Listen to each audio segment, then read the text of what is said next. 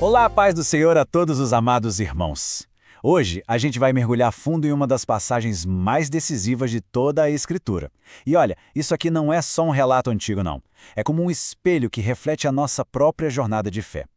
Vamos juntos desvendar a história de uma comunidade que se viu numa encruzilhada, sabe? Com uma escolha fundamental pela frente.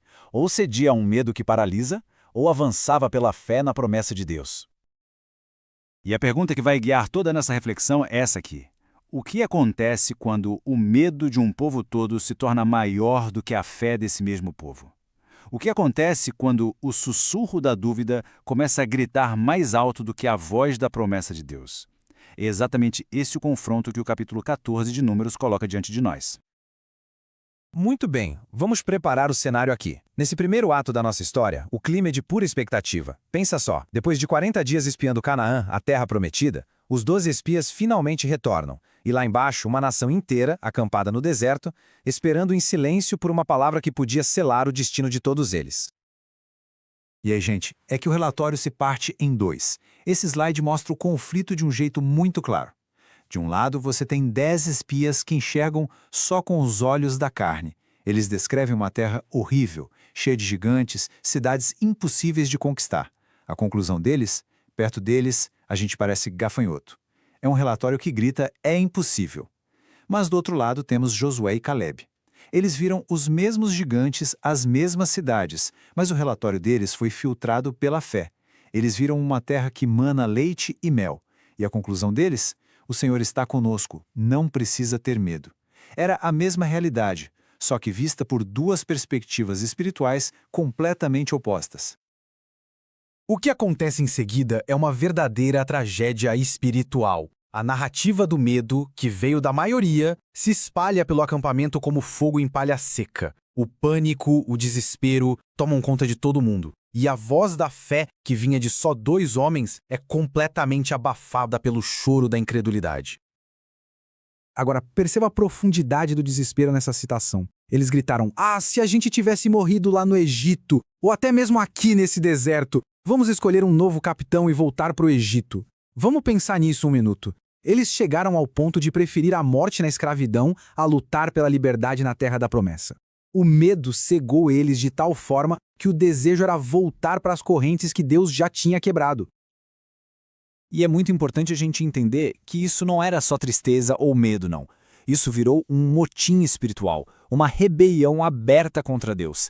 Eles não estavam só se lamentando, eles estavam ativamente planejando rejeitar Moisés, rejeitar a direção de Deus e escolher um novo líder para levar eles de volta para o cativeiro, uma afronta direta ao plano de Deus. Uma rebelião declarada como essa, irmãos, não podia ficar sem uma resposta. E agora a gente entra no clímax da história, o momento em que a atitude do povo provoca uma reação divina que é, ao mesmo tempo, imediata e muito severa. A santidade de Deus tinha sido desafiada.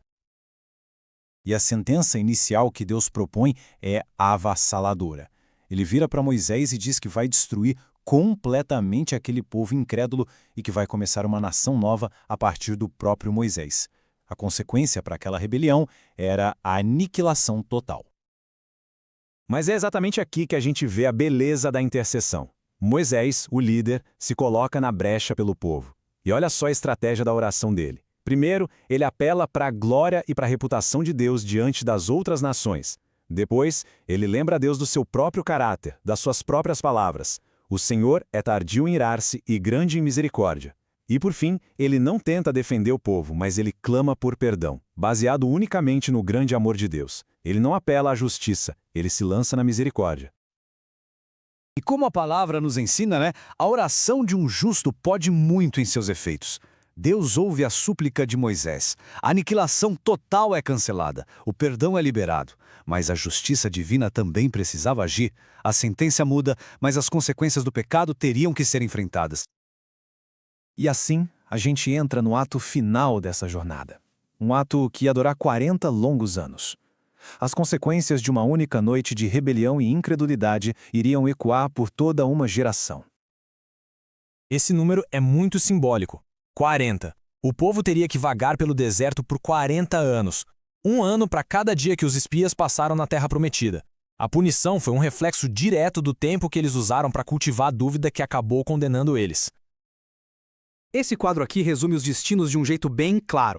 Cada grupo colheu exatamente aquilo que plantou. A geração rebelde que desejou morrer no deserto teve seu desejo atendido.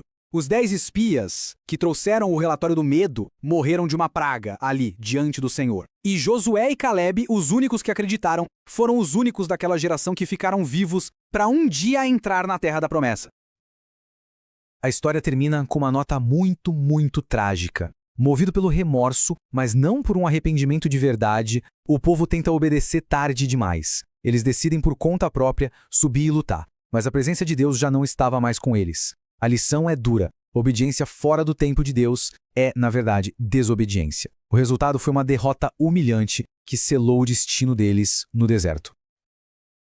E tudo isso nos leva a uma reflexão final, que talvez seja a mais importante de todas. Como é que as histórias que a gente escolhe acreditar acabam moldando o destino que a gente vive? Israel tinha 2 relatórios na frente, um de medo, outro de fé. A narrativa que eles abraçaram determinou a história deles. E quanto a nós? Diante dos gigantes da nossa vida, qual relatório a gente está escolhendo acreditar? O relatório das circunstâncias ou o relatório da palavra de Deus?